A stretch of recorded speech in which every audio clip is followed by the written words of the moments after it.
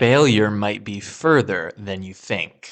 What's up, fellas? This is just a quick reminder that if you think that you're training to failure or close to it, but not actually failing reps somewhat regularly, then there's a very, very high chance that you are underestimating your current proximity to failure. It's important to remember that with each individual exercise in your program, your proximity to failure will feel different, meaning that your ability to accurately judge your proximity to failure will also vary between exercises, both based on your experience with them and skill. So for instance, on pull-ups, I'm pretty good at judging my effort. So if I finish a rep and I really don't think that I'm gonna have one more, I'm almost always correct in that.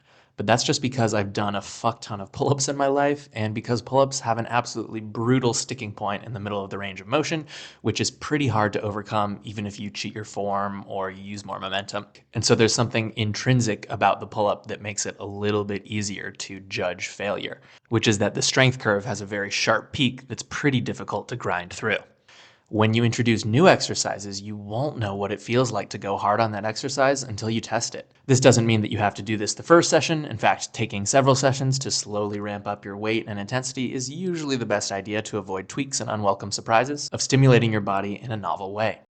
I've done plenty of bicep curls in my life, and I've done a lot of recline bicep curls as well, but I'm new to hammer curls, and it turns out that hammer curls feel nothing like the other ones in terms of where failure is. I've been doing some reps in reserve training, and so I did a top set in this session a little bit heavier, then I dropped the weight and went for 10 reps at this weight, which I estimated I had 2 reps in reserve. The next set I did 11, and I estimated I had 1 rep in reserve, and then I tried to go for 12, and ended up getting 15 with the left and a few extra on the right. So I was just way off. I was off by like 3 reps in reserve to what I had predicted. And because I actually tested it and pushed to failure, now this knowledge will enable me in my next sessions to better estimate my reps in reserve to make sure I'm training precisely as hard as I want to be training.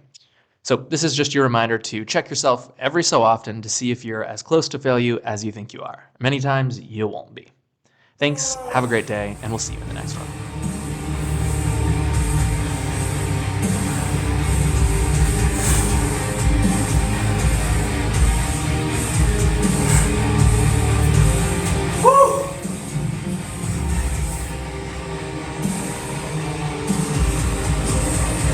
Fuck.